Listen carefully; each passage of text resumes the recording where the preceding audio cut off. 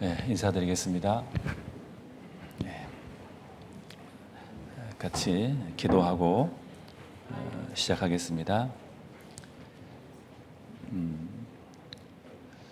우리 영혼을 살려주신 고마우신 우리 아버지 하나님, 진정 감사를 드립니다.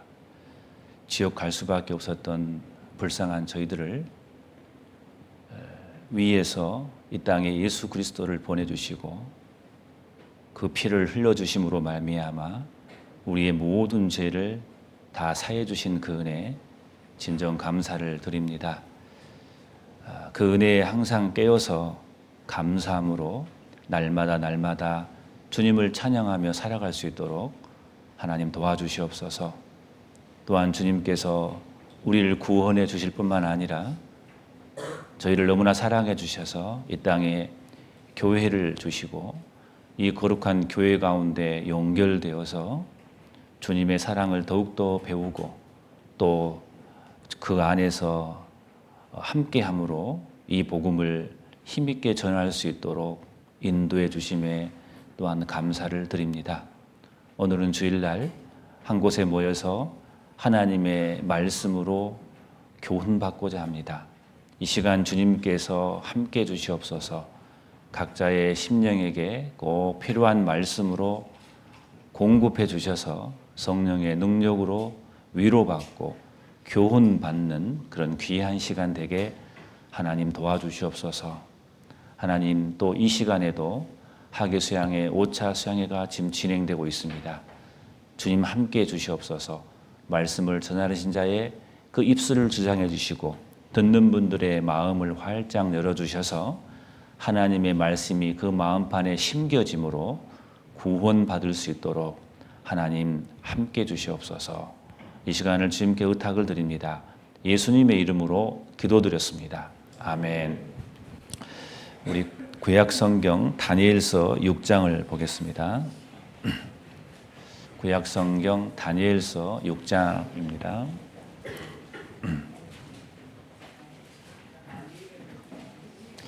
구약 1243페이지쯤 될 겁니다.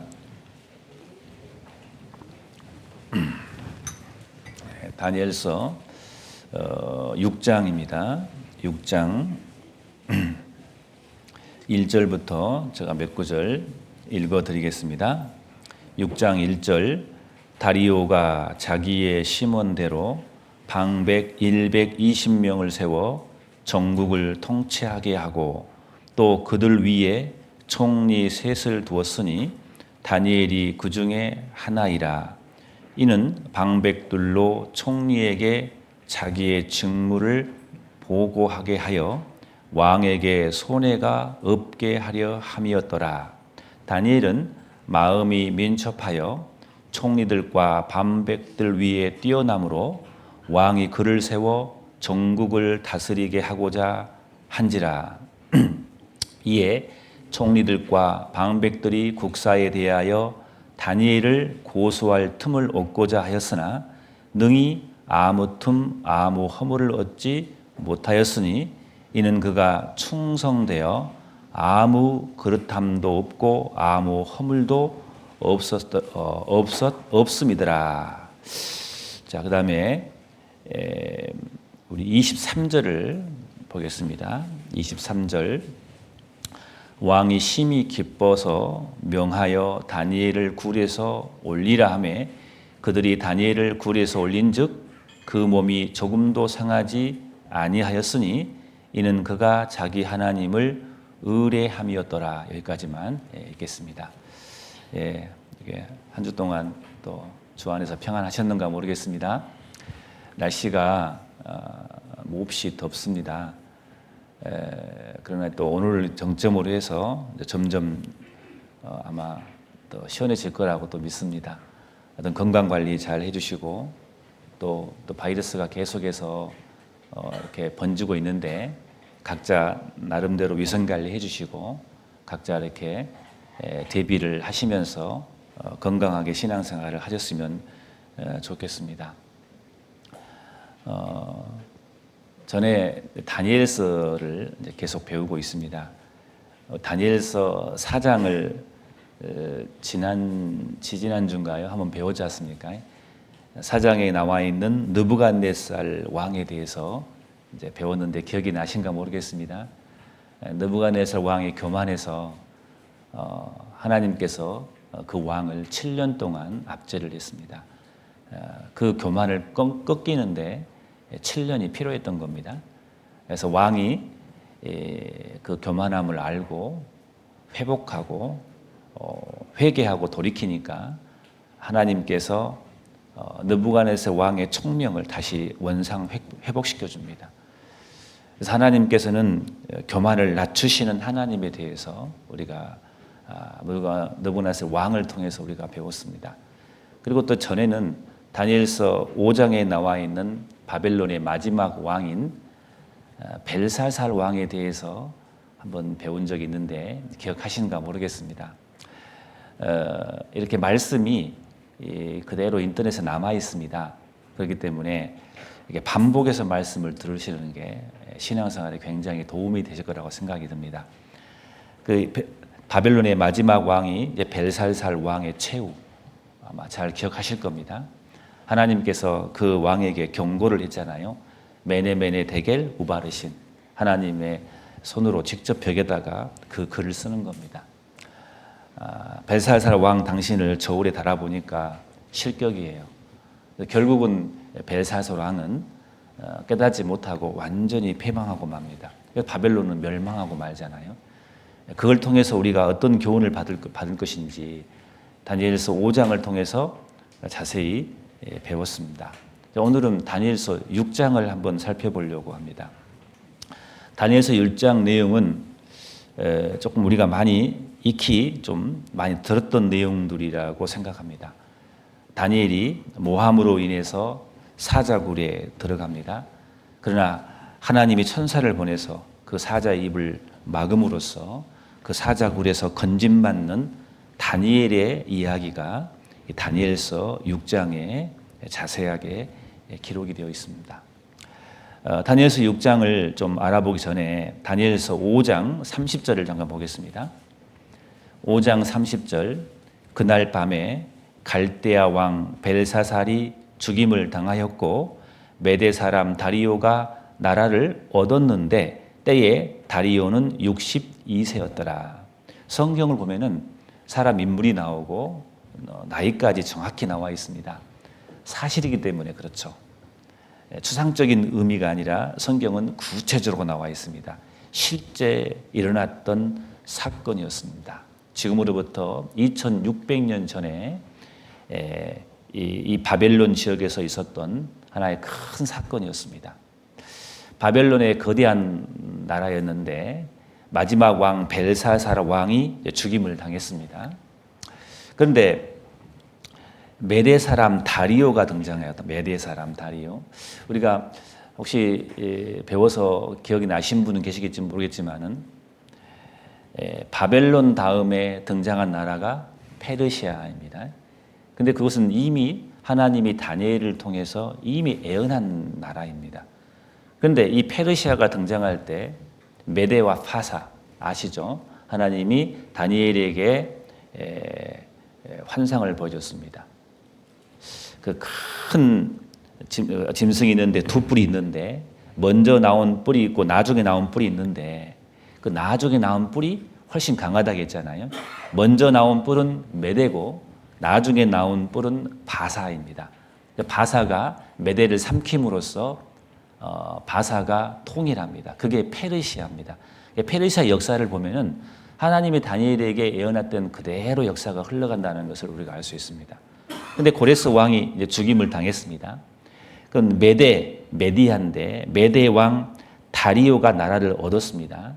그런데 바사에 고레스 왕이 있는데 이 바사가 이 메대하고 혼인 계약을 맺음으로써 나중에 바사가 메대를 삼킵니다. 그게 이제 페르시아의 나라의 역사입니다. 그런데 이 바사 왕이 페르시아를 다스리기 그 과도기 전에 메대 출신 다리오를 잠깐 왕으로 세웁니다. 그러나 바사의 왕 고레스는 전쟁하는 사람입니다. 그러나 이 땅을 이제 정치를 해야 되기 때문에 잠깐 메대 사람 다리오를 왕으로 세워서 내치를 하게 만들었던 그런 시기입니다. 그래서 고레스는 나가서 바사 사람 고레스 왕은 밖에 나가서 전쟁을 하고, 그리고 내치를 하고 있는 사람은 메대 사람 다리오가 지금 왕이 되어서 62세쯤 돼서 지금 그 지역을 다스리고 있는 겁니다. 실은 이제 바벨론을 멸망하고 페르시아가 등장했던 겁니다.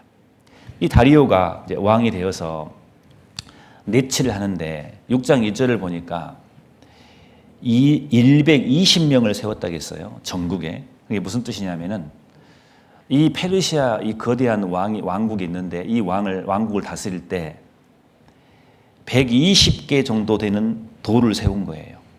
그 도를 세우고 그 도를 다스릴 수 있는 이제 도지사를 세웠겠죠. 굉장히 큰 나라임을 우리가 알 수가 있습니다.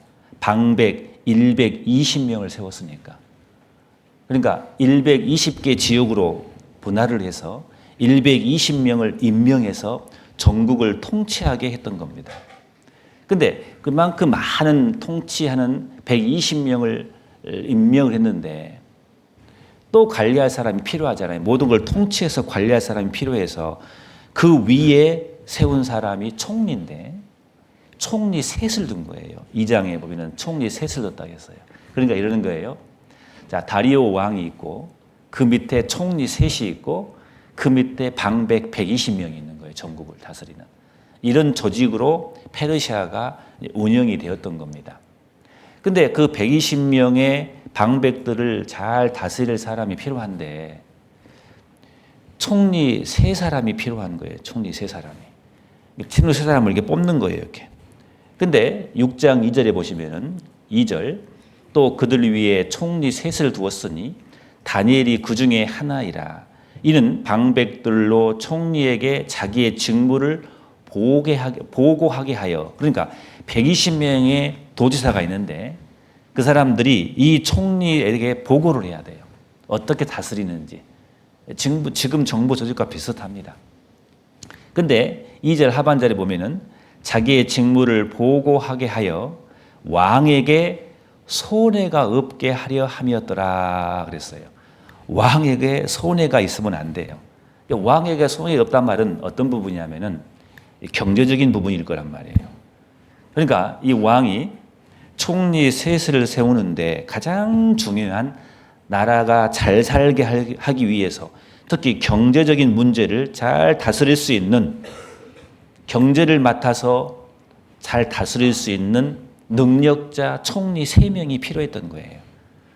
그 중에 한 명이 다니엘이 뽑힌 거예요. 다니엘이. 엄청나잖아요. 다니엘은 이방 나라 사람인데. 그러니까 총리 셋을 뽑는데 인재를 뽑았을 거 아니에요. 그 많은 사람들 중에 지식이 풍부하고 경험이 풍부하고 깨끗한 사람을 찾았을 거란 말이에요. 틀림없이. 나라에서도 마찬가지잖아요. 우리나라도 총리를 뽑을 때, 장관을 뽑을 때 그냥 뽑지 않잖아요. 조사를 다 한답니다. 해서 정말 지식이 넘치고 경험이 넘치고 탁월한 사람인지, 그리고 제일 나중에 이 사람이 도덕적으로 깨끗한 사람인지를 조사한답니다. 그래서 이 총리 셋을 딱 세우는 거예요. 총리 셋을 세우려고 하는데 딱 보니까 다리오가 보니까 다니엘이라는 사람이 떠오른 거예요. 이 사람은 페르시아 사람이 아니에요. 유대 출신이에요. 이스라엘 백성 유대인이라고요. 이방인이란 말이에요. 다니엘을 조사를 하지 않겠습니까? 근데 이 다니엘은 어떤 사람입니까? 페르시아 있기 전에 바벨론 나라, 거대한 바벨론의 정복자 느부갓네살 왕이 총리를 임명했던 사람이에요. 조사를 하지 않았겠어요, 다리오가? 이 다니엘이 과연 누구기에 전 나라 이 바벨론의 거대한 왕 느부갓네살 왕이 총리로 임명했을까? 느부갓네살 왕이 이 다니엘의 지혜를 빌렸습니다. 딱 기록에 남아있을 거 아니에요. 천하의 느부갓네살도 이 다니엘의 신앙 앞에 무릎을 꿇은 사람이잖아요. 바벨론의 마지막 왕 벨살살 왕이 있는데 그 벨살살 왕의 마지막에 그 결론도 예언했던 인물, 조사해보니까 다 나왔지 않겠습니까? 다리오가 보니까 참 괜찮은 사람인 거예요, 이 다니엘이. 총리 3명 중에 3명의 총리 중에 한 명으로 뽑힘을 받은 사람이 다니엘이거든요. 그러니까 이것은 인간적인 해석이죠. 그런데 사실 이 배경 뒤에는 하나님의 섭리가 분명히 들어있을 거예요. 생각해 보세요. 지난 망한 나라의 총리란 말이에요. 망한 나라의 총리를 다시 새 나라의 총리로 다시 컴백할 수 있냐 그 말이에요. 게다가 지금은 다니엘의 나이가 80이 넘었단 말이에요. 근데 그 다니엘을 다시 총리로 컴백할 수 있냐 그 말이에요. 이 이면에는 분명히 하나님의 섭리가 들었을 거예요. 창세기 보면은 요셉이란 사람이 나옵니다. 그 왕이 요셉을 경제 맞는 총리로 요셉을 세웁니다. 그런 것처럼 하나님이 다니엘을 그렇게 세웠던 겁니다. 게다가 3절 보시면은 다니엘은 마음이 민첩하여 총리들과 방백들 위에 뛰어남으로 왕이 그를 세워 전국을 다스리게 하고자 한지라. 다니엘을 조사해 보니까 다니엘은 마음이 민첩했다고 했어요. 총리들과 방백들 위에 뛰어남으로 이게 무슨 말이냐면은 120명의 방백보다 훨씬 뛰어났고 그 다음에 3명의 총리들하고 비교해도 뛰어나다 그 말이에요. 얼마나 뛰어났으면 그랬을까요? 근데 마음이 민첩하다고 되어 있거든요. 이 마음이 민첩하다 말이 무슨 뜻인지 여러 이렇게 번역본을 찾아봤더니 스마트한 거예요. 이게. 아주 유능한 거예요. 성실하고 뛰어난 거예요. 근데 또 다른 번역을 봤더니 뭐라고 되어 있냐면은 excellent한 거예요. excellent spirit. 무슨 뜻이냐면은 이걸 지금 언어로 표현한다면은 성령 충만인 거예요. 성령이라고 되어 있어요. 뛰어난 성령을 가진 사람이라고 되어 있어요. 이 마음이라는 단어를 그렇게 표현했더라고요. 어떤 번역에는 보니까는. 그러니까 다니엘은 정말 성령이 충만한 사람이 맞아요. 다니엘 안에 하나님의 영이 충만한 거예요. 다니엘은 젊었을 때부터 성령이 충만했기 때문에 다니엘서 1장 20절에 보면 나오잖아요. 지혜와 총명이 온 나라의 박수와 술객보다 10배나 더 나온 줄 아니라. 다니엘은 그런 사람이에요. 젊었을 때부터 지금 나이가 80이 된데도 불구하고 마음이 민첩하여 성령이 충만한 사람임에 틀림없어요. 총리와 그 120명의 방백보다 훨씬 뛰어난 사람이 다니엘입니다. 다니엘 안에 있던 그 성령이 어떻습니까? 지금 2600년이 지난 우리에게도 그 성령이 동일하게 우리에게 있어요. 놀랍지 않습니까? 2600년 전 다니엘에게 있던 성령이 구원받은 우리 속에 성령이 와 있잖아요. 우리는 성령을 언제 받았습니까? 우리가 구원받을 때, 영원한 속죄를 깨달았을 때. 에베소서 1장 13절에 그런 말씀이 있잖아요. 그 안에서 너희도 진리의 말씀, 이 복음의 말씀이죠. 곧 너희의 구원의 복음을 듣고 그 안에서 그 또한 믿어 그랬어요. 그것을 믿었을 때 약속의 성령의 인치심을 받았다고 했어요. 우리가 구원받을 때 성령을 받거든요. 여기 계신 분들은 다 구원받은 사람이라고 믿습니다. 그러면은 하나님의 영 성령이 내 속에 들어와 있습니다. 옛날 다니엘에게 들어갔던 그 성령이 우리 속에도 있는 거예요. 다만 다니엘은 성령 충만한 사람이라 그 말입니다. 약 2600년 전에 들어가 있던 그 다니엘에게 있었던 그 성령이 성령 충만한 거예요. 성령 충만하면은 우리도 다니엘처럼 그럴 수 있다 그 말입니다. 우리가 성령을 받고 올바로 배우고 올바로 분별하고 올바로 행동하면 그건 성령 충만이 되는 거예요. 성령 충만한 사람은 어떠한 환경 속에서도 다니엘처럼 별과 같이 빛난 사람이 될 거예요. 어디 가든 빛난 사람이 될 거예요. 다니엘은 마음이 민첩하여 총리들과 방백들 위에 뛰어남으로 왕이 그를 세워 전국을 다스리게 하고자 한지라. 그냥 마음이 민첩했단 말이요. 그냥 머리가 뛰어나고 총명 있고 그냥 뭐라고 할까요? 디스팅그시라고 하잖아요. 유명하고. 이런 표현보다도 저는 더 맞는 표현이 성령이 충만한 사람이라고 생각합니다. 하나님이 그 사람에게 이런 능력을 분명히 하나님이 주신 거랍니다. 우리가 모르는 이면에 다니엘은 하나님께 구원받은 사람으로서 다니엘은 성령 충만한 사람이기 때문에 하나님이 그 사람을 쓰신 걸 겁니다. 자, 다니엘은 그런 사람이었습니다. 하나님 앞에 올바로 사는 사람이었습니다.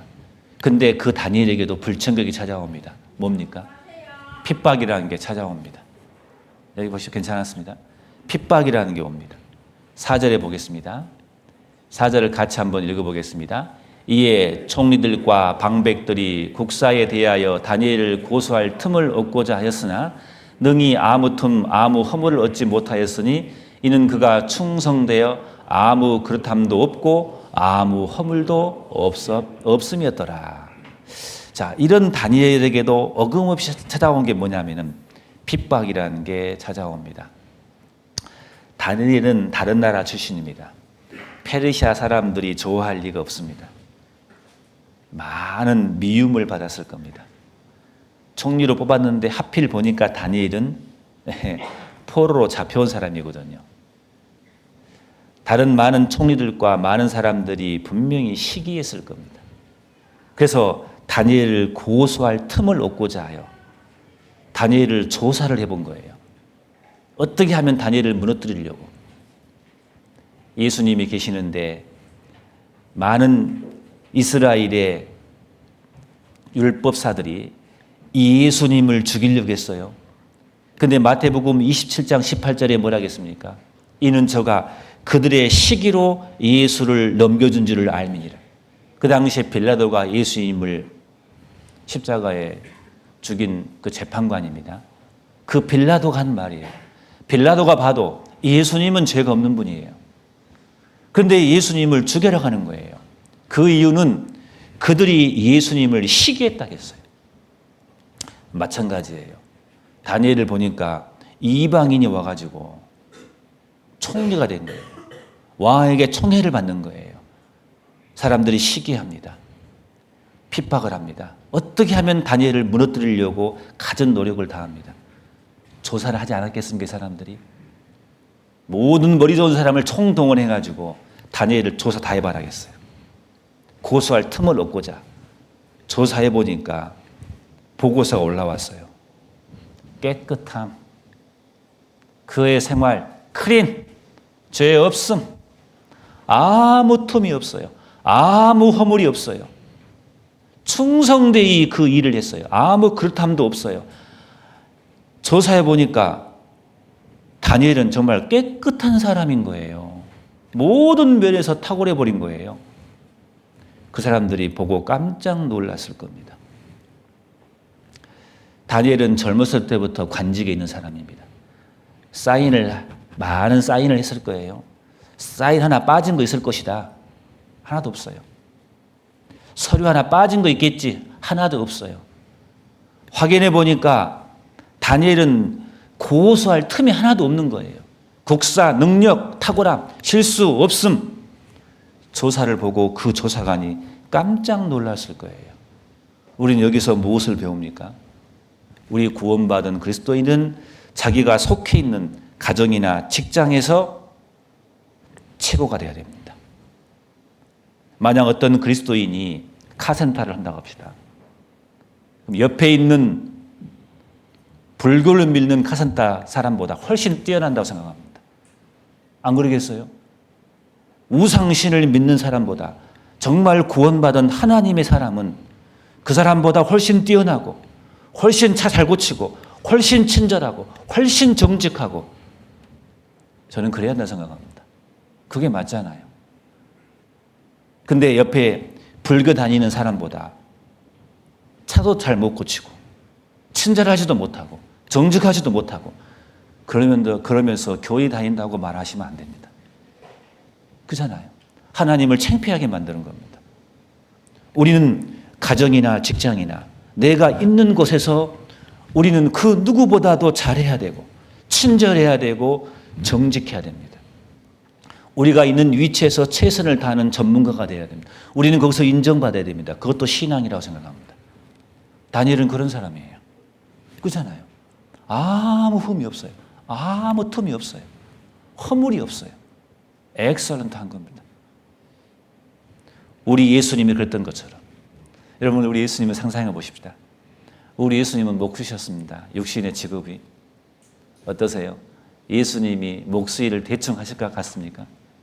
정말 잘했을 것입니다. 목수 일을 대충 했을 것 같습니까? 안 그렇습니다.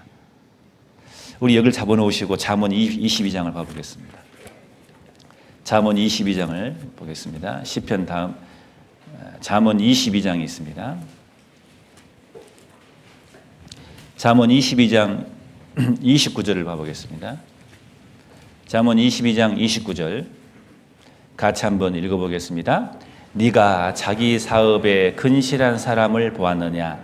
이러한 사람은 왕 앞에 설 것이요 천한 자 앞에 서지 아니하리라. 자기 사업에 근실한 사람을 보았느냐 그 말이에요.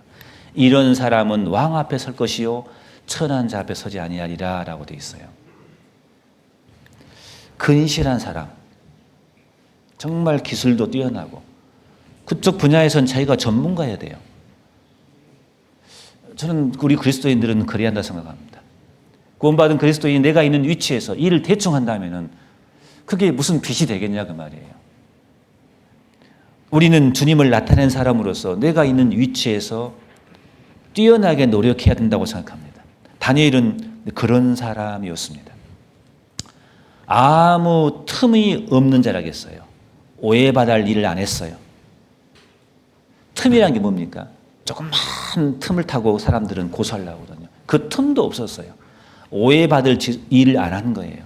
도덕적으로 깨끗한 사람이에요. 이 사람은 50년 넘게 공직생활을 했어요. 한 번도 부정이 없는 거예요. 마치 빌라도가 예수님을 조사했습니다. 조사해 보니까 예수님 죄가 없는 거예요. 그래서 있잖아요. 이 다니엘의 모습은 여러분 예수님의 그림자인 겁니다. 그리고 우리가 본받아야 할 모습인 겁니다.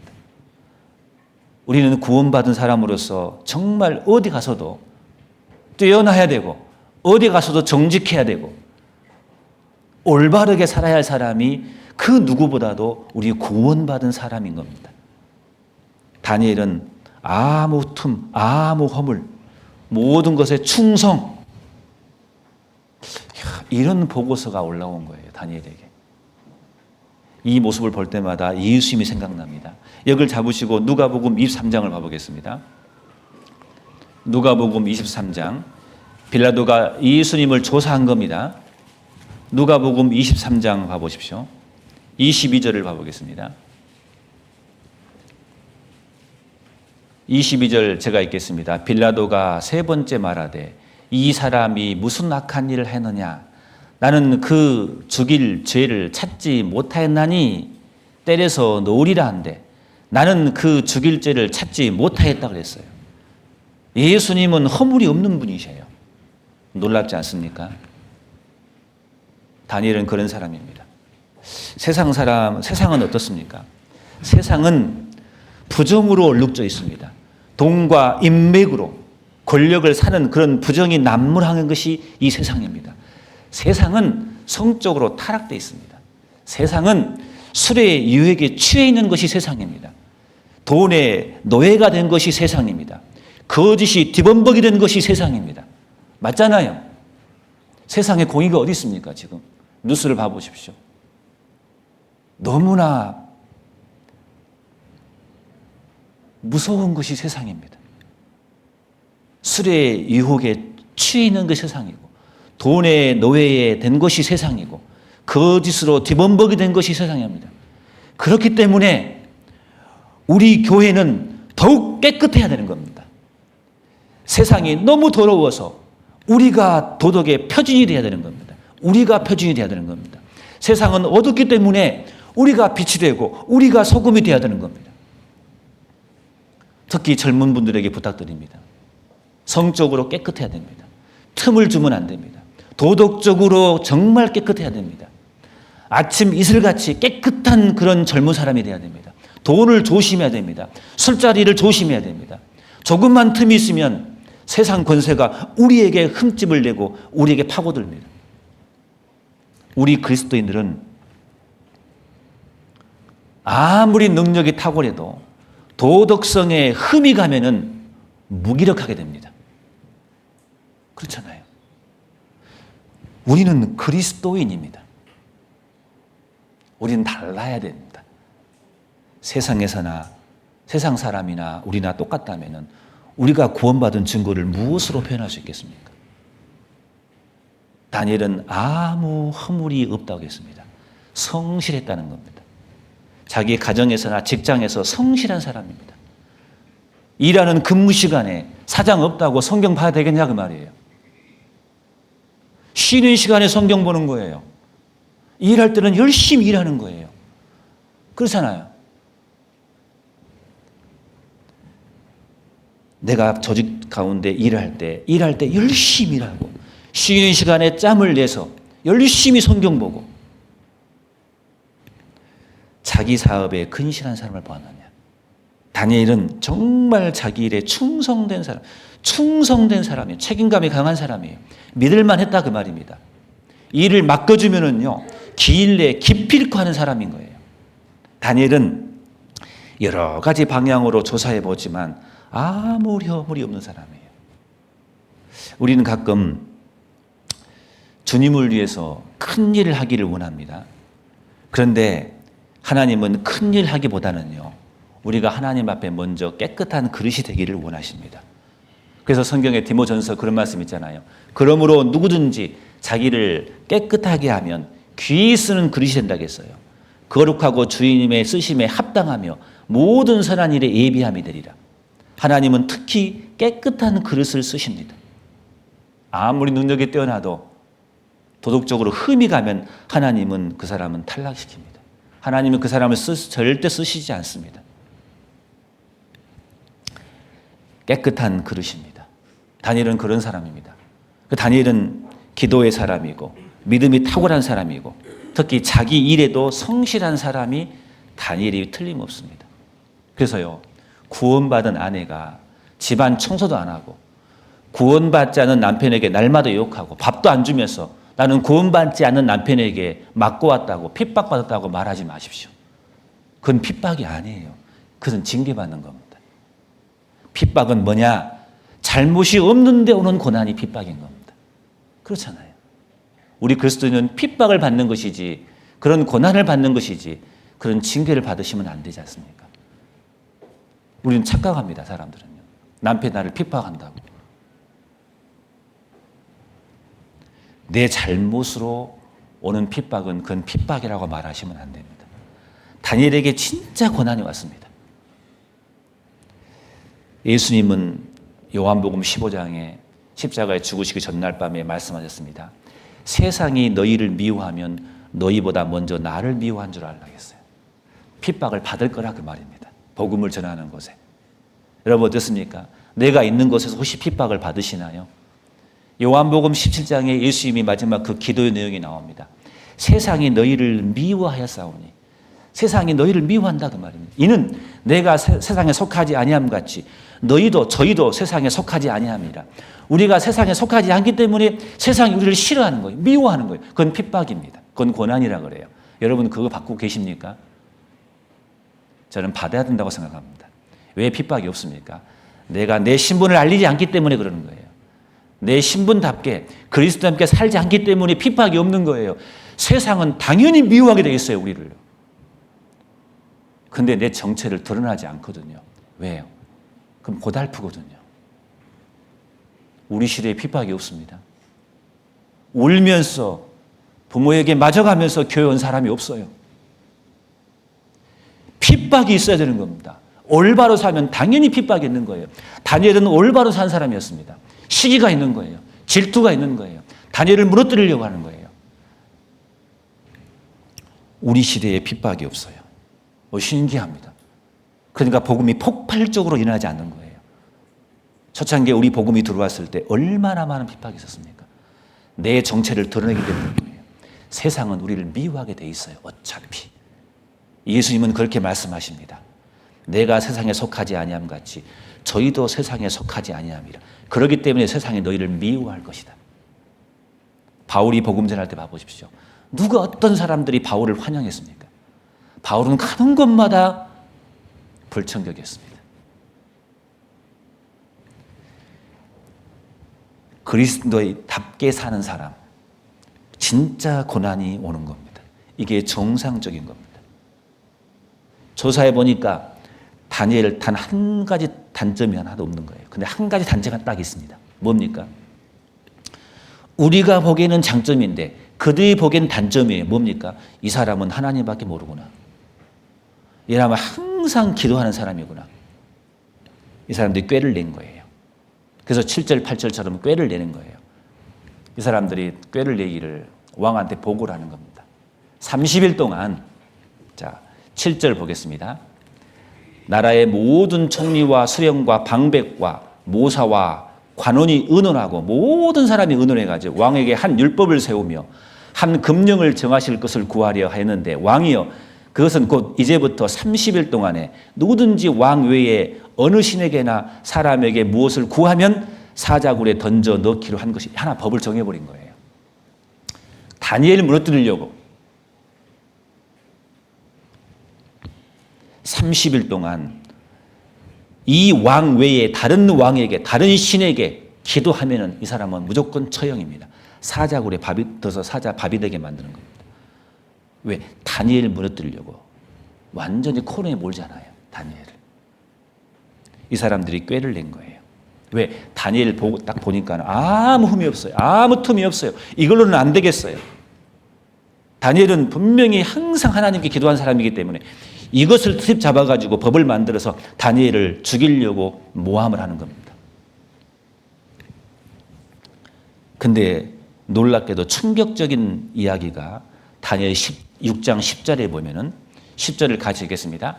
다니엘이 이 저서에 의인이 찍힌 것을 알고도 자기 집에 들어가서는 그 방에 예루살렘으로 향하여 열린 창에서 전에 행하던 대로 하루 3번씩 무릎을 꿇고 기도하며 하나님께 감사하였더라. 정말 충격입니다. 다니엘은 이 저서에 의인이 찍힌 것을 알고도, 자, 왕의 인이 찍혔습니다. 그러면 왕도 이걸 바꿀 수 없습니다. 우리 다니엘서에 보시면은 에베소서에 구원받을 때 성령이 인쳤다고 했잖아요. 그 뜻입니다. 도장 찍어버렸어요. 성령이 안 나가는 거예요. 한 번 들어온 성령이. 옛날 고대 시대 때 왕이 도장을 찍어버리면 아무도 이걸 막을 수 없어요. 그러니까 이 의인이 찍힌 것을 알고도 만약에 다니엘이 그 왕의 의인이 찍힌 것을 알았기 때문에 자기가 예루살렘을 향해서 기도하면은 죽는다는 것을 알고 기도한다 그 말이에요. 다니엘은. 이게 어마어마한 말씀이거든요. 이것이. 제가 다니엘이라면 이렇게 안 했을 것 같아요. 내가 청해를 받기 때문에 왕에 달려가가지고 다리오 왕이시여, 이것은 사람들이 꾀를 내서 나를 죽이려고 하는 음해입니다. 그런데 다니엘은 놀랍게도 하나님께 기도합니다. 습관대로 하루에 3번씩 항상 무릎을 꿇고 기도한 사람이라고 되어 있어요. 하루에 3번씩 무릎을 꿇고 기도하며 습관처럼 밥 먹듯이 기도한 사람입니다. 아무 동요가 없습니다. 어떤 사람은 하루에 3번이라 하니까 이런 질문한 사람이 있어요. 이 다니엘은 식사 기도한 거라고. 아닙니다. 스마트폰 끄고 인터넷 끄고 TV 끄고 면담을 취소하고 집중해서 목숨을 걸고 하는 기도예요. 이 기도는요.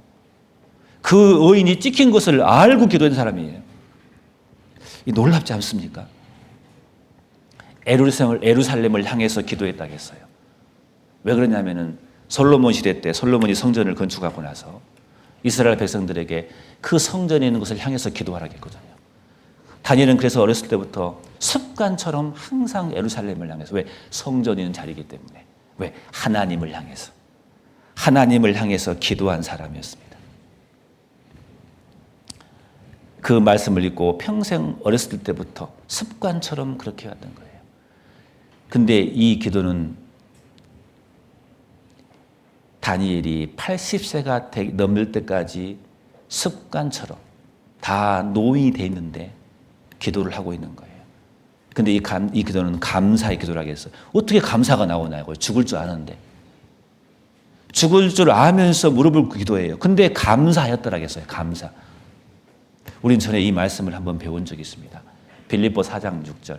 아무것도 염려하지 말고 오직 모든 일에 기도와 간구로 너희 구할 것을 감사함으로 하나님께 아뢰라.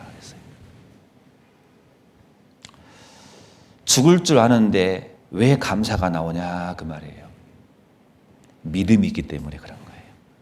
하나님께서 분명히 도와줄 것을 믿기 때문에 이 평강의 감사의 이 와중에 감사의 기도를 할 수 있었던 겁니다. 죽음 앞에서 조금 더 흔들림 없는 기도를 하고 있는 이 다니엘의 충격적인 모습. 다니엘의 마음이 그때 어땠을까요? 어땠을 것 같습니까? 기도할 때. 아마도 땀방울이 핏방울 하지 않았겠습니까? 80세 넘은 노인이 마지막 처절한 기도의 모습을 한번 상상해 보십시오. 이 사건이 있고 나서 600년 뒤에 우리를 위해서 십자가에 죽으시기 전에 예수님께서 땀방울이 핏방울 되도록 기도하시는 예수님의 모습이 생각이 됩니다. 우리 예수님이 그러셨어요. 예수님은 십자가에 죽으실 것을 알고 가셨어요. 그리고 기도하셨어요. 이 모습은 우리 예수님의 완벽한 그림자 아니겠습니까? 다니엘은 자기가 죽을 줄 알아 사자밥이 된다니까요. 왕의 의인이 찍히면 그것은 아무도 건들 수 없어요. 그렇게 실행이 돼야 돼요. 그것을 알면서도 무릎을 꿇고 하나님께 감사의 기도를 드렸어요. 그때 분명히 얼마나 처절하게 기도를 했겠냐 그 말이에요. 틀림없이 예수님처럼 땀방울에 핏방울이 맺히지 않았겠습니까? 누가복음 22장을 보겠습니다. 여기 잡아놓으시고 누가복음 22장 39절을 보겠습니다.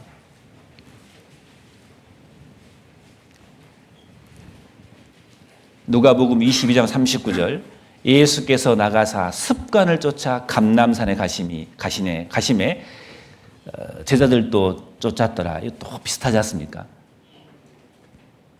40절에 그것을 이르러 저에게 이르시되 시험에 들지 않기를 기도하라 하시고 저희를 떠나 돌 던질 만큼 가서 무릎을 꿇고 기도하여 가라사대 아버지여 만일 아버지의 뜻이거든 이 잔을 내게서 옮기시옵소서. 그러나 내 원대로 마옵시고 아버지 원대로 되기를 원하나이다 하시니 43절 사자가 하늘로부터 예수께 나와 힘을 돕더라. 44절에 예수께서 힘쓰고 애써 더욱 간절히 기도하시니 땀이 땅에 떨어지는 핏방울 같이 되더라. 다니엘의 기도가 그렇지 않았겠습니까? 예수님은 그 길을 가셨습니다. 왜요?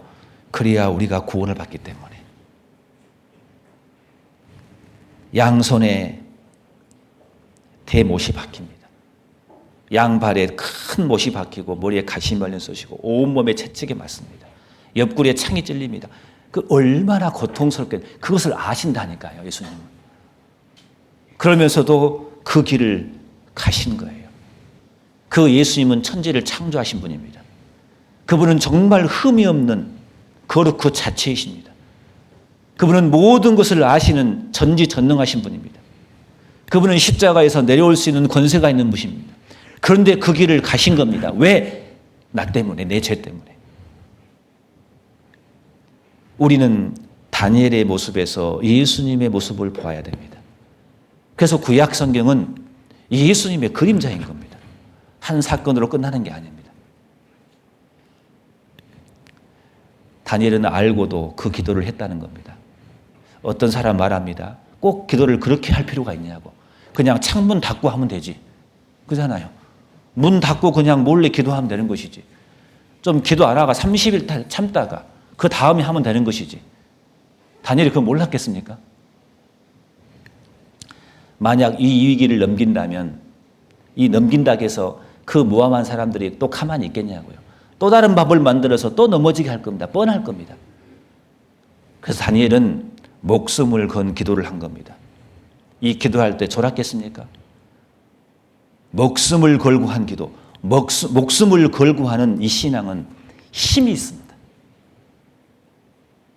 죽을 걸 각오하고 하는 이 기도, 힘이 있고 파워가 있는 겁니다. 80세가 넘은 이 다니엘의 담대한 기도의 모습을 보면서 우리는 뭘 느낍니까? 나는 과연 80세가 넘어서 내 모습은 어떤 모습일까? 우리 교회에 90세가 넘은 어르신도 계십니다. 이 뺑뺑 같은 더운 날씨에도 오셔요. 수요일도 오셔요. 놀랍지 않습니까? 젊어서부터 성경에 능하기 때문에, 젊어서부터 성경을 무지하게 많이 보고 했기 때문에, 하나님에 대한 경험이 있기 때문에 80세, 70세, 90세가 넘어도 교회를 지키셔요. 우리는 주변을 잘 보셔요. 진짜 주변을 잘 보셔야 됩니다. 특히 젊으신 분들을 주변을 잘 보셔야 됩니다. 90세가 넘어도 꿋꿋하게 그 길을 가고 계시잖아요. 나는 과연 그럴 수 있을까? 내가 80세, 90세가 넘어도 다니엘처럼 이렇게 신앙생활을 할 수 있을까? 노인이잖아요. 80세가 넘었으면. 그러나 그 청명을 잃지 않는 거예요.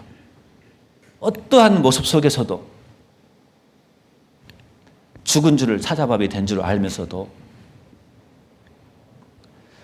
예루살렘을 향해서 감사의 기도를 드리고 있는 이 모습, 많은 개인적인 교훈을 받는다고 생각합니다. 우리 성경 여기 잡아놓으시고 시편 92장을 봐보겠습니다. 시편 92장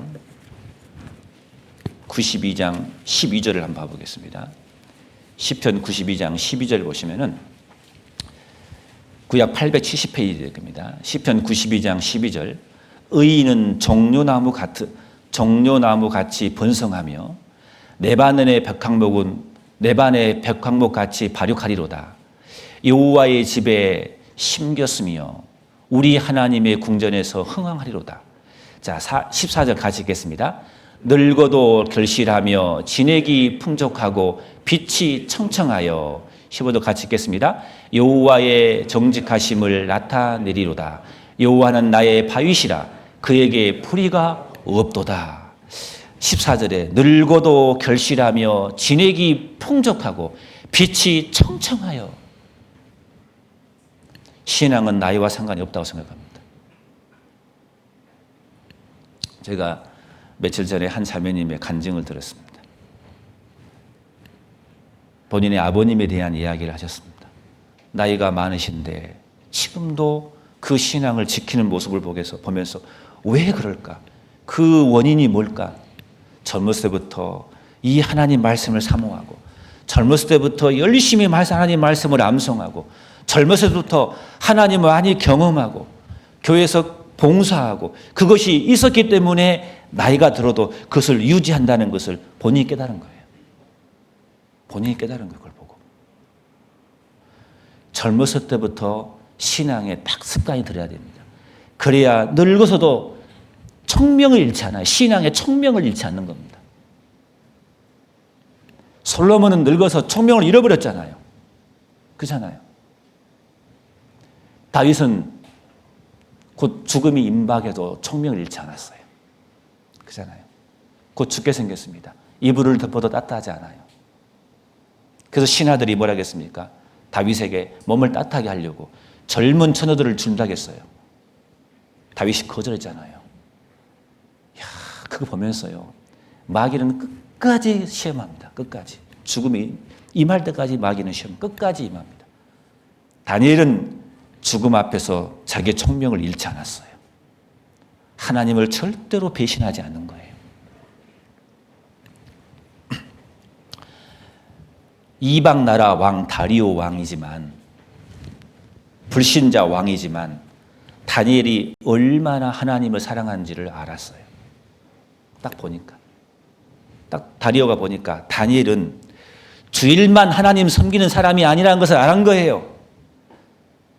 딱 보니까 다니엘은 인생이 잘 나갈 때만 감사한 사람이 아니라는 걸 안 거예요. 딱 보니까 인생에 여유가 있을 때만 하나님을 섬기는 사람이 아니라는 걸 안 거예요.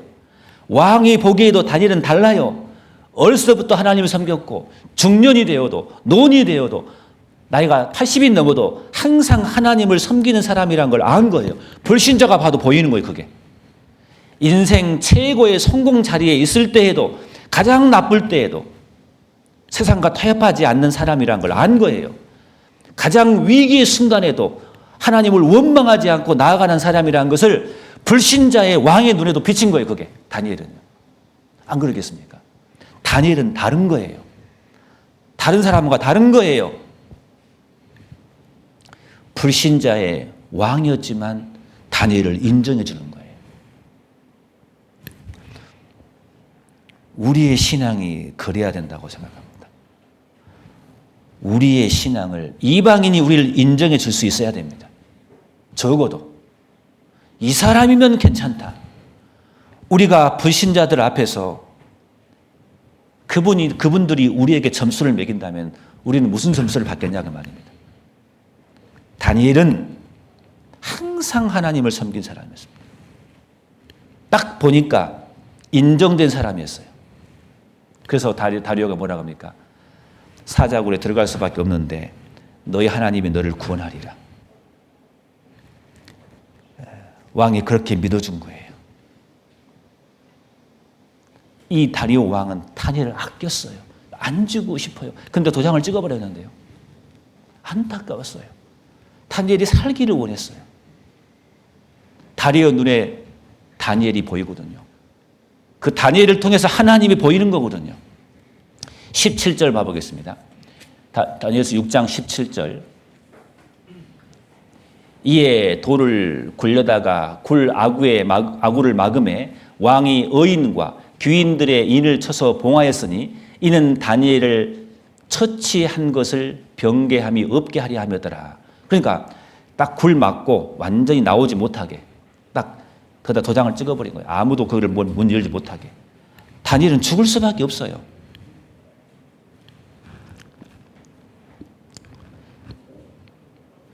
다니엘의 인생에 아마 가장 어떻게 보면은 고단에 정말 가장 밑구덩으로 들어가는 그런 인생이었을 거예요. 이 당시에.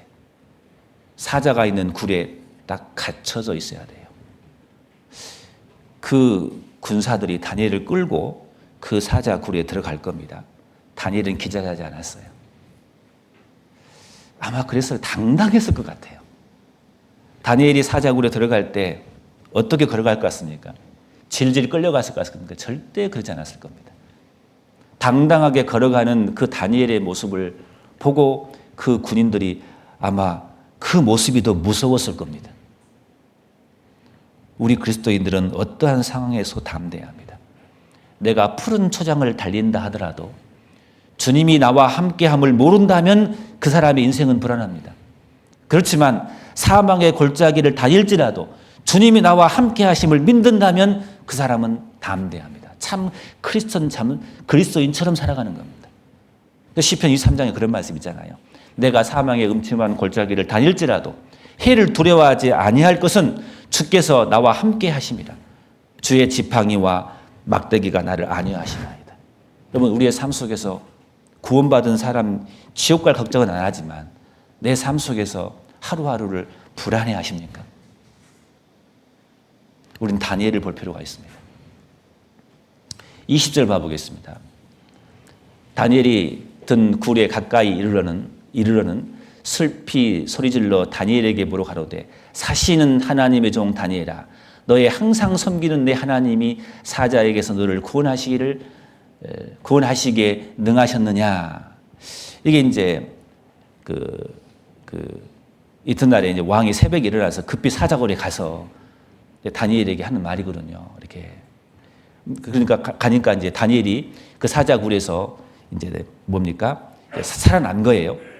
다니엘이 든 굴 가까이 이르러는 슬피 소질로 다니엘에게 물어 가로되 가까이 가서 이제 왕이 그러는 거예요.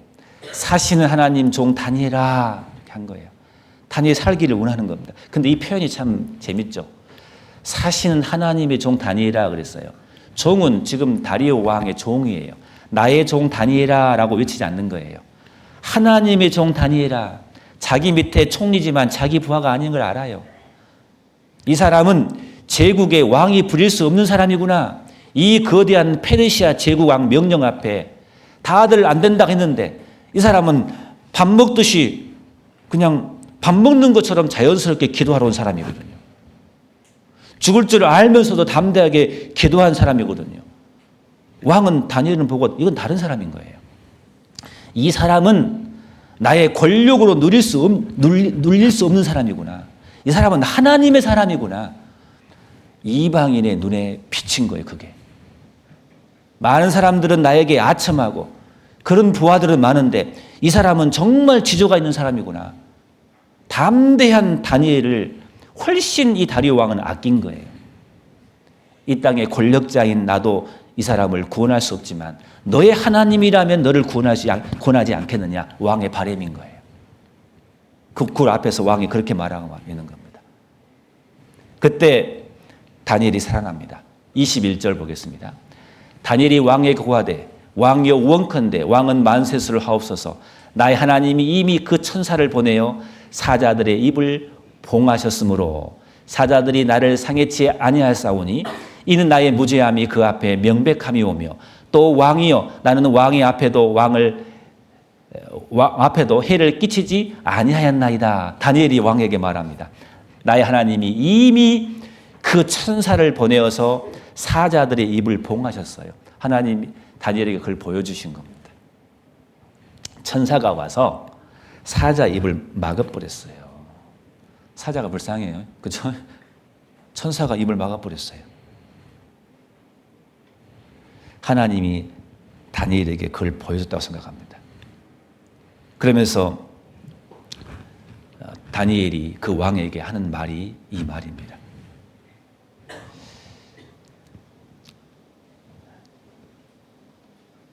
사람들이 22절에 보시면은 그 하반절 보면은 이는 나의 무죄함이 그 앞에 명백하오며 또 왕이여 나의 왕의 앞에도 해를 끼치지 아니하나이다. 왕이시여 내가 왜 이 나라를 해를 끼치겠습니까? 내가 살아난 걸 보십시오. 이건 분명히 모함입니다. 나는 죄가 없음을 그걸 통해서 보여준 겁니다. 내가 왜 왕에게 해를 끼치겠습니까? 여러분, 이 다니엘은 이렇게 말하는 거예요. 나는 하나님께 충성된 사람이기 때문에 나는 왕에게도 충성한 사람입니다. 나는 국가를 해치는 사람이 아닙니다. 이것을 하나님이 입증해 주신 겁니다. 그 말이잖아요.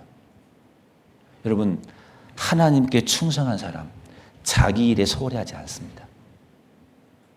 다니엘은 그런 사람입니다. 세상 사람들은 우리를 보고 이렇게 말합니다. 구원받은 사람들에게 가끔 들을 거예요.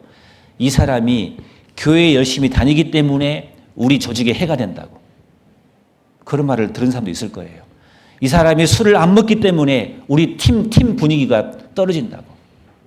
회사에 이런 사람이 있기 때문에 우리 분위기를 망친다고. 우리가 술을 안 먹어서 회사가 망합니까? 천만에요. 우리가 있기 때문에 그 회사가 흥하는 거예요. 우리가 있기 때문에 조직이 살아나는 겁니다. 참 그리스도인이 있기 때문에 이 나라가 살아가는 거예요. 참으로 올바른 교회가 있기 때문에 민족이 살아가는 거예요. 우리나라가 왜 잘 사는지 아시죠?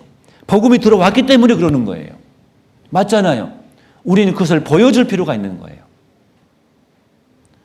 우리는 하나님의 아들인 겁니다. 세상은 우리를 그렇게 봅니다. 네가 술 안 먹기 때문에 우리 조직이 분위기가 망가진다고. 그러나 그 사람 잘못 알고 있는 거예요. 우리가 있기 때문에 그 회사가 사는 거예요. 안 그렇습니까? 축복이죠. 그 회사는 구원받은 그리스도인이 있는 회사입니다. 왜 우리나라가 지금 그렇게 잘 살고 지금 분단된 나라인데도 우리가 평화롭게 산 이유가 뭔지 아시잖아요. 참다운 교회가 이 나라에 있기 때문에 그런 겁니다. 구원받은 그리스도인이 많기 때문에 그런 겁니다. 다니엘이 기도했기 때문에 페르시아가 망합니까? 아니라는 겁니다. 다니엘은 진정으로 하나님께 산 진정한 제사를 드리는 사람이기 때문에 왕에게 진정으로 충성할 수 있는 사람입니다. 지금 그것을 말하고 있는 겁니다. 천사를 보내어서 사자의 입을 봉해버렸습니다. 이게 뭡니까? 자기가 우연히 살아난 게 아니라 그 말입니다. 하나님이 천사를 보내가지고 그 무서운 사자 입을 막아버린 것입니다. 여러분, 다니엘이 힘이 있어서 그 사자를 이긴 게 아니에요. 사자 입이 아무리 힘이 있지만 천사를 이길 수 없잖아요. 한번 상상해 보십시오. 힘센 사자가 허걱대면서 꼼짝 못하고 그냥 사자가 미끄러지는 모습을 한번 상상해 보십시오. 다니엘이 딱 그걸 본 거예요. 천사들을 딱 본 겁니다. 마치 풀무불에서 예수님을 본 것처럼 사자 입을 막고 있는 천사의 모습을 다니엘은 미리 본 거예요. 하나님께서 그 다니엘의 삶 속에 직접 개입하시는 거예요. 본 거예요. 그것은 다니엘이 그것을 본 것처럼 우리의 삶 속에서도 우리가 봐야 됩니다. 천사가 눈에 보인단 말이 아니라 우리의 삶 속에 내가 고난 가운데 있을 때 하나님이 나를 건져주는 것을 신앙 체험 가운데서 경험을 해야 돼요. 우리 이 말씀을 한번 배웠습니다. 주님을 경험하자고. 경험한 사람은 달라요. 주님이 나와 함께 하심을 실제로 경험하는 거예요. 신앙은요. 다니엘이 실제로 천사를 본 것처럼 욥이 그랬잖아요. 내가 주께 귀로 듣기만 하였었더니 이제는 눈으로 주를 배웁나이다. 직접 육신 눈으로 주를 봤단 말이 아니에요. 주님을 경험한 거예요. 다니엘이 천사를 본 것처럼 우리를 하나님이 도와주신 고난 가운데 있는 우리를 안아주시고 도와주신 분을 우리는 신앙 생활 가운데서 그걸 경험을 해야 돼요. 알아야 돼요. 그것을 경험한 사람은 신앙은 분명히 달라요. 그 사람의 눈빛은 달라요. 그 사람의 걸음걸이가 달라요. 그 사람의 말하는 게 달라요. 그리스도인은 달라야 되는 겁니다. 세상과 구별돼야 됩니다. 우리는 세상의 빛이에요. 우리는 세상의 소금이라는 거 절대 잊으시면 안 됩니다. 대충 사시면 안 돼요. 우리는 살아도 다니엘처럼 살아야 돼요. 천사가 와서 사자 입을 막은 것을 본 거예요. 23절을 보겠습니다. 23절. 왕이 심히 기뻐서 명하여 다니엘을 굴에서 올리라 하매 그들이 다니엘을 굴에서 올린즉 그 몸이 조금도 상하지 아니하였으니 이는 그가 자기 하나님을 의뢰함이었더라. 다니엘의 몸에 조금도 상하지 않았어요. 놀랍지 않습니까? 다니엘이 뛰어난 무술 실력으로 사자와 이긴 게 아니지 않습니까? 80세 노인입니다. 넘은 노인입니다. 다니엘이 만약에 자기 힘으로 사자와 싸워서 이겼다면요, 그 몸에 피투성이가 있을 거예요. 여러분, 인간적인 방법으로 환난에서 이기려면요, 우리가 상처를 입습니다. 인간적인 방법으로 고난을 이기는 게 아닙니다. 자기가 하려고 하는 게 아니에요. 여러분, 하나님이 해주시는 거예요. 그걸 경험하는 거예요. 하나님 우리의 보호막입니다. 우리는 털끝 하나 다치지 않게 합니다. 우리 하나님은. 내가 싸우려니까 내가 상처를 입는 거예요. 왜 내가 상처 입습니까? 내가 하려고 하니까. 내 자아가 살아있으니까 그러는 거예요. 하나님이 해주시면 상처는 안 입어요. 그러잖아요. 내가 싸우니까 그러는 거예요. 우리는 하나님께 의지할 뿐인 겁니다. 하나님께서 천사를 보내서 사자 입을 막으십니다. 다니엘은 털끝 하나 다치지 않았습니다. 우리 하나님은 우리를 보호해 주십니다. 이기게 해 주십니다. 넉넉히 이기게 해줍니다. 우리 하나님께서는. 우리가 어떤 고난에 들어가다 한다 할지라도 우리를 지키시는 하나님의 팔은 완벽하십니다. 여러분, 지구를 하나님 만드실 때 지구를 자기 자석으로 만들어서 그 주위에 자기장이 있는 거 아시죠? 그 자기장이 지구를 보호합니다. 태양풍이 날아왔을 때 그 자기장이 지구를 딱 보호하고 있습니다. 마치 우리 하나님이 우리를 보호하고 있다는 거 아십니까? 북극이나 남극 가면은요, 특히 남극 가면 오로라 아시죠? 오로라. 그 자기장과 태양풍이 부딪혀서 그 빛이 남극 그 극지방을 통해서 싹 빛이 비치거든요. 그래서 많은 사람들은 남극이라든가 북극을 여행해가지고 그 오로라를 보는 게 소원이랍니다. 너무 황홀할 정도로 아름답답니다. 그게. 하나님이 우리에게 오로라를 통해서 말하고 있잖아요. 내가 너희를 보호하고 있단다. 걱정하지 마라. 그런 메시지인지를 사람들은 몰라요. 그냥 그 오로라 보고 감탄만 했지. 내가 지구를 지금 보호하고 있단다. 내가 너를 사랑하고 있단다. 지금 그런 메시지잖아요. 하나님은 다니엘을 보호해 주십니다. 털끝 하나 다치지 않게 해줬습니다. 성경에는 그런 말씀들이 너무나 많습니다. 이기게 한다겠습니다. 하나님이 도와주시기 때문에 그렇습니다. 이사야 63장을 봐보겠습니다. 이사야 63장 9절을 보겠습니다. 9절 63장 9절을 같이 한번 읽어보겠습니다. 그들의 모든 환난에 동참하사 자기 앞에 사자로 그들을 구원하시며 그 사랑과 그 긍휼로 그들을 구속하시고 애적 모든 날에 그들을 드시며 안으셨으나 않았다고 되어 있습니다. 이스라엘 백성들은 바벨론에 멸망했습니다. 그러나 그들의 모든 환난에 동참했단 말이에요. 동참. 여러분, 이스라엘 백성들이 바벨론을 멸망하고 그 고통을 당할 때 하나님도 동참하신 거예요. 이스라엘 백성들이 쫓김을 당하고 고난을 당할 때 동참하신 거예요. 여러분, 그리스도인이 핍박을 당하고 고난을 당할 때 우리 하나님이 동참하셔요. 함께 하십니다. 그거 아십니까? 이 말씀으로 위로를 받기를 원합니다. 우리의 삶 속에 지금 혹 다니엘처럼 억울한 일을 당하고 있습니까? 우리 삶 속에 애매히 고난을 받고 계십니까? 이 말씀이 위로가 되기를 바랍니다. 자기 앞에 사자로 천사로 그들을 구원하시며 다니엘을 구원한 것처럼 그 사랑과 그 긍휼로 그들을 구속하시고 애적 모든 날에 그들을 뭐라 하겠습니까? 드시며 안으셨어요. 우리 주님은 우리를 안으시는 분이에요. 우리 하나님은 나를 들어주시고 나를 안으신 분입니다. 이 말씀이 우리에게 위로가 되기 바랍니다. 그래서 조금 힘들고 어렵더라도 우리가 견뎌내야 되는 겁니다. 그런데 다니엘이 이것을 모든 것을 견뎌내고 이길 수 있는 힘은 뭐였느냐?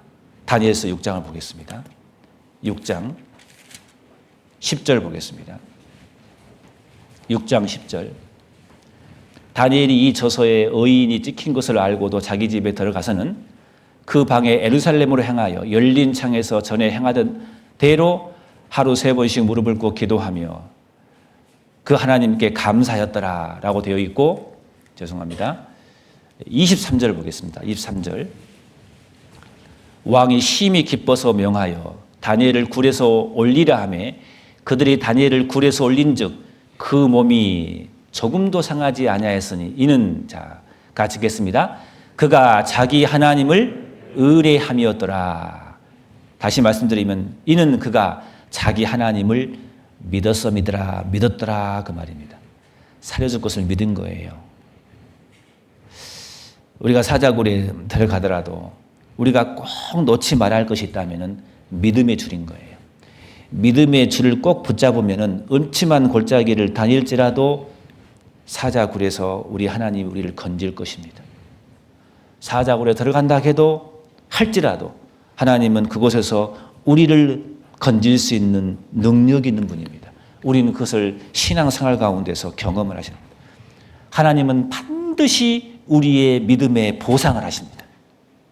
틀림없이 보상하십니다. 절대 하나님을 의심하지 마십시오. 어떤 이해되지 않는 고난이 온다 할지라도 휘청이지 마십시오. 혹 휘청할지라도 다운은 되지 마십시오. 오뚜기처럼 다시 믿음의 줄을 잡고 일어서시기 바랍니다. 성경에는 믿음장이 있습니다. 그 히브리 10장이라고 말합니다. 10장을 봐보겠습니다. 히브리서 10장을 한번 봐보겠습니다. 믿음장. 신앙생활 때 가장 중요한 것은 믿음인 겁니다. 구원도 믿음으로 받듯이 신앙생활도 믿음으로 하는 겁니다. 히브리서 10장 39절을 한번 봐보겠습니다. 39절을 같이 읽겠습니다. 우리는 뒤로 물러가 침륜에 빠질 자가 아니요 오직 영혼을 구원함에 이르는 믿음을 가진 자니라. 그렇죠? 우리는 뒤로 물러가 침륜에 빠질 자가 아니에요. 낙심할 자가 아니에요. 오직 영혼을 구원함에 이르는 믿음을 가진 자라겠어요. 어떤 이해되지 않는 일이 있다 할지라도, 휘청하다 할지라도 낙심은 안 돼요. 다운되면 안 돼요. 하나님은 그 원하는 게 아니에요. 우리는 믿음이 있는 사람인 거예요. 우리가 해야 할 일만 하면 되는 거예요. 담대하게 가면 되는 거예요. 그렇잖아요. 그러면 하나님은 그 믿음에 대한 보상을 틀림없이 해주신다니까요. 히브리서 11장 봐보겠습니다. 11장 33절을 봐보겠습니다. 같이 읽겠습니다. 저희가 믿음으로 나라를 이기기도 하며 의를 행하기도 하며 약속을 받기도 하며 사자들의 입을 막기도 하며, 이 다니엘의 믿음이 사자의 입을 막아버린 거예요. 결국 믿음인 겁니다. 이게. 그래서 대저 하나님께서 난 자마다, 요한일서 뭐라 하겠습니까? 대저 하나님께서 난 자마다 세상을 뭐라고요? 이겼느니라. 세상을 이김은 이것이니 뭐라고요? 우리의 믿음이니라 그랬어요. 믿음으로 구원받듯이 신앙생활도 믿음으로 하는 거예요. 주님이 나와 함께 한다는 걸 믿으셔야 되는 거예요. 우리 옛날에, 제가 이름이 생각 안 나는데요, 그 권투 선수, 옛날 사람 아실 거예요. 뭐 권투 하는데 그 누가 있었잖아. 몇 번 쓰러졌습니다. 쓰러졌는데 다시 일어나고 쓰러졌는데 다시 일어나고 결국은 이기잖아요. 우리는 권투 선수입니다. 마귀가 우리를 여러 가지 뭐 사탄의 모습으로 푹뻥 칠 거예요. 욱 쓰러집니다. 또 팍 칠 거예요. 다시 일어서는 겁니다. 믿음으로 일어서는 거예요. 우리는 믿음으로 견디는 거예요. 우리는 믿음이 있어요. 우리는 주님이 나를 도와줄 거란 믿음이 있는 거예요. 그 믿음이 사자의 입을 막아버리는 거예요. 우리는 절대로 뒤로 물려가 침례에 빠질 자가 아니에요. 이대로는 끝나는 것이 아니에요. 우리는 하나님의 군대거든요. 우리는 부상을 입어요. 큰 부상이 있는 건 기본이에요. 신앙생활 하면서. 맞잖아요. 그것으로 뒤로 물러가면 안 돼요. 우리는 몇 번 쓰러지지만 다시 일어나는 기백이 있는 사람이에요. 왜? 믿음이 있기 때문에. 주님이 도와준다는 믿음이 있기 때문에 쓰러져도 다시 일어서고, 쓰러져도 다시 일어서서 가는 거예요. 사탄이 퍽 치면은 확 무너져도 다시 일어서는 거예요. 우리는요. 우리는 오뚜기입니다. 우리는. 7번 넘어져도 다시 일어서는 거예요. 믿음으로 일어서는 거예요. 그렇잖아요. 절대 실망하지 마십시오. 다니엘의 하나님이 바로 우리 하나님입니다.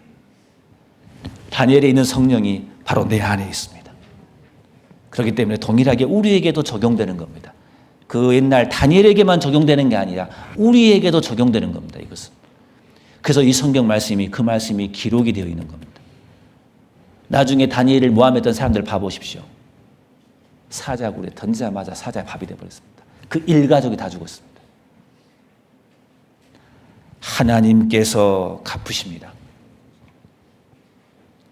원수 갚는 것은 하나님께 있는 겁니다. 우리가 걱정할 필요 없어요. 우리는 믿음으로 7번 넘어지지만, 의인은 7번 넘어지지만 다시 일어서는 거예요. 악인은 재앙에 인해서 엎드러지지만 우리 그렇지 않는 거예요. 차이가 거가 있는 겁니다. 그렇잖아요. 그 믿음으로 일었으면 하나님께서 그 모든 것은 책임져 주십니다. 다니엘을 모함했던 사람들 봐보세요. 완전히 멸망이잖아요. 다리오 왕은 그걸 본 거예요. 1년 동안 지켜봤을 거 아니에요. 다리오 왕을. 다니엘은 다른 거예요. 다니엘은 탁월한 거예요. 이 사람들은 아부하고 철새하기 위해서, 다니엘은 그런 사람이 아닌 거예요. 아부하잖아. 사심이 없어요. 정직해요. 충성돼요. 그 모습이 보인 거예요. 30일만 기도하지 않으면 살 수 있는데, 기도하는 그 다니엘의 모습을 통해서 다리오는 이런 생각하지 않았겠습니까? 도대체 저 사람은 도대체 무엇이냐 그 말이에요. 그 속에 무엇이 들어있냐 궁금하지 않겠습니까? 사자굴에서 나를 살려준 하나님은 정말 능력자라는 것을 안 거예요. 왕이 논리적으로 알았겠어. 다리오 왕이 다니엘을 통해서 그냥 아는 거예요. 하나님을 모르는 이방인들이 우리를 통해서 하나님을 보는 거예요. 그들은 성경을 몰라요. 그들은 하나님을 몰라요. 근데 그들이 하나님을 볼 수 있는 유일한 방법은 뭐겠습니까? 우리밖에 없다 그 말이에요. 그래서 우리는 하나님의 편지고 고린도에서 그래서 우리는 그리스도의 향기라고 말한 거예요. 믿은 사람이나 믿지 않는 사람에게 우리는 그리스도의 향기라고 했어요. 우리를 통해서밖에 그들은 하나님을 못 봐요. 그들이 어떻게 하나님을 아냐고요. 우리밖에 없는 거예요. 우리가 하나님을 보여줘야 돼요. 다니엘이 다리오 왕에게 하나님의 능력을 보여줬듯이 우리는 하나님을 보여주는 도구예요. 우리가 사는 그 가정이나 우리가 일하는 그 직장 내에서 우리는 그런 존재라고요. 다니엘이 이방 나라 땅에 딱 던져진 것처럼 우리도 다니엘처럼 세상에 이 어두운 세상에 딱 던져진 하나의 그리스도인이란 말입니다. 그들이 왜 던졌겠습니까? 하나님 왜 던졌겠습니까? 그들을 그 던져진 그 사람을 통해서 사람들이 하나님을 이해하거든요. 내가 있는 직장에서 내가 만나는 사람에게 내가 있는 가정에서요. 하나님이 그들을 어떻게 나타내냐고요. 우리를 통해서. 우리밖에 없다고요. 그래서 우리는 하나님을 보여주는 도구인 겁니다. 그건 논리적으로 해당되는 게 아니에요. 알아요, 그냥. 이 사람은 달라요. 우리는 그런 평가를 받아야 돼요. 우리는 구원 얻은 자들에게나 망하는 자들에게나 하나님 앞에서 그리스도의 향기라겠습니다. 이 사람 딱 보면 달라요. 향기가 달라요, 이 사람은. 이 사람은 공기가 달라요. 그 사람에게 풍기는 그 사람의 말은 달라요. 많은 사람들은 남을 비판하고 사람을 짓밟고 자기가 출세하려고 하지만 이 사람은 달라요. 이 사람의 말에는 무게가 있어요. 뭔가 다른 거예요. 우리는 그런 평가를 받는 거예요, 세상에서. 그 성경에 보니까요, 요셉이라는 사람이 있습니다. 그 주인이 있어요. 왕이죠. 성경 39장에는 뭐라 했냐면 그 주인이, 그 왕이 여호와께서 요셉과 함께 하심을 보며 그랬어요. 그러니까 이방인의 왕 앞에 봤을 때 요셉을 보니까 하나님이 요셉과 함께함을 보았다고 했어요. 보인 거예요. 눈에 보인 것보다도 그 행동을 보니까. 사무엘상 18장 28절 보면은 다윗이라는 사람이 나와요. 사울이 봤을 때 여호와께서 다윗과 함께 하심을 보고 그랬어요. 사울이 눈에 보이는 거예요. 다윗을 보니까 하나님이 함께한 걸 본 거예요. 우리가 잘 아는 아사 왕이 나와요. 역대하 15장 9절에 아사 왕이 잘 나갔을 때, 자, 이스라엘 사람들이, 북쪽 이스라엘 사람들이, 남쪽에 있는 왕 유다 왕이 있습니다. 아사 왕입니다. 이스라엘 사람들이 아사의 하나님 여호와께서 그와 함께 하심을 보고 그랬어요. 아사를 보니까 하나님이 아사와 함께 한 것을 본 거예요. 이방인이 그렇게 평가합니다. 구원받지 않은 사람이 다른 거예요, 뭔가가. 우리는 어떤가요? 우리는 그런 평가를 받는 거예요. 우리는 하나님의 영광을 보여주는 도구인 겁니다. 우리는 그냥 막 살면 안 돼요. 그래서 그런 겁니다. 그래서 그 이후로 다니엘의 인생은 더욱 빛났습니다. 그렇잖아요. 다니엘서 보겠습니다.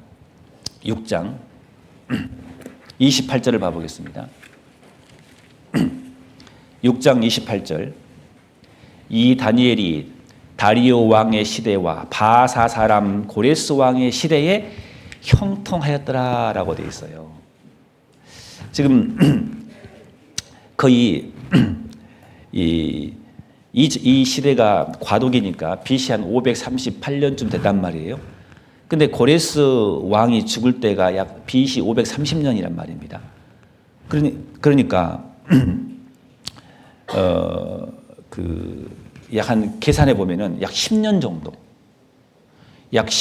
정도 다니엘이 형통하였더라 그 말입니다. 그러면 적어도 다니엘 나이 이때 되면 거의 90세가 넘었을 거란 말이에요. 단지 형통했단 말이 그냥 오래 살고 부귀영화했다 그 말이 아니잖아요. 다니엘은 계속해서 어려움이 있었지만 그 어려움의 계속성에서 극복하고 승리하고 계속 앞으로 나간 거예요. 그 총명을 잃지 않는 거예요. 그의 삶 속에서 하나님의 영광이 점점점 더 드러나게 돼 있는 거예요. 그래서 있잖아요. 우리 그리스도인들은 우리의 삶 속에서 아무 문제가 없는 인생이 아닙니다. 우리 인생에서는요, 업, 다운이 있어요. 올라갔다 내려갔다 하는 것이 시속게임입니다. 그리고 많은 트러블이 있습니다.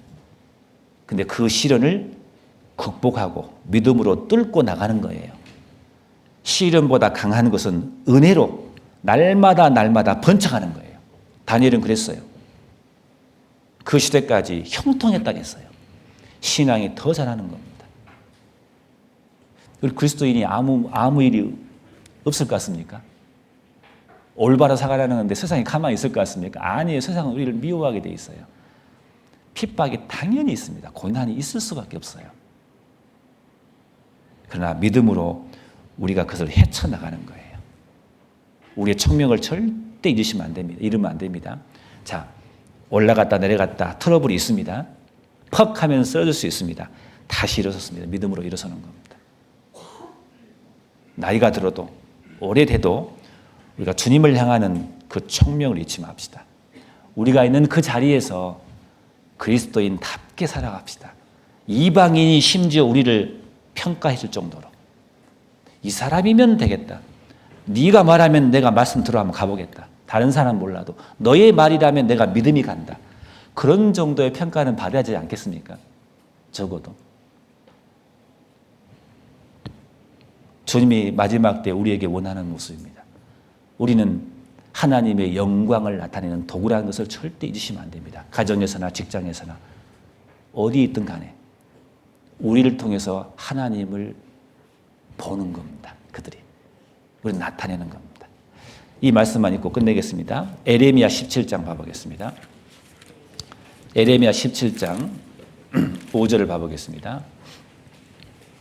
에레미야 17장 5절 제가 읽겠습니다. 나 여호와가 이같이 말하노라. 무릇 사람을 믿으며 혈육으로 그 권력을 삼고 믿음이 여호와께서 떠난 이 사람은 저주를 받을 것이요 가시라. 그는 사막의 떨기나무 같아서 좋은 일에 오는 것을 보지 못하고 광야 건조한 곳 건건한 땅 사람이 거하지 않는 땅에 거하리라. 그러나 무릇 여호와를 의지하며 여호와를 의뢰하는 그 사람은 뭐라고요? 복을 받을 것이라 라고 되어 있습니다. 자, 무릇 여호와를 의지하며 여호와를 의뢰하고 하나님을 신뢰하고 하나님을 믿는 사람들 어떠한 경우라 할지라도 그 사람은 복을 받을 것이다. 이 복이 무슨 복이겠습니까? 그냥 육신에 좋은 것이라고 생각하십니까? 물론 그것도 포함이 될 겁니다. 우리의 청명을 잃지 않을 겁니다. 우리는 점점 더 빛날 겁니다. 우리도 다니엘처럼 그런 인생이 되기를 원합니다. 그래서 다니엘서 6장을 통해서 우리가 교훈을 좀 받아봤습니다. 집에 가셔서 다시 한번 다니엘서 6장을 이렇게 읽어보시고 묵상하셨으면 좋겠습니다. 기도하고 마치겠습니다. 고마우신 아버지 하나님 감사합니다. 오늘 다니엘을 통해서 사자굴에서 건짐받는 다니엘을 통해서 우리가 교훈받고 또 위로를 받습니다. 우리의 삶이 그런 삶이 되게 도와주시옵소서. 우리는 세상에 빛이고 소금이라는 것을 우리는 이 어두운 세상에 냄새나는 이 세상에 그리스도의 향기라는 것을 한순간도 잃지 않게 도와주시고 어떠한 핍박과 모함과 고난이 있다 할지라도 우리가 넘어지지 않고 낙심하지 않고 믿음으로 꿋꿋하게 살아가는 하나님의 사람이 되게 하나님 도와주시옵소서. 그래서 우리의 청명을 잃지 않고 주님 오실 그날까지 우리의 신앙의 삶이 점점 빛나고 더 빛나서 우리가 성령이 충만한 가운데 우리를 통해서 주님의 열매가 주렁주렁 맺히는 삶이 되게 하나님 도와주시옵소서. 예수님의 이름으로 기도드렸습니다. 아멘.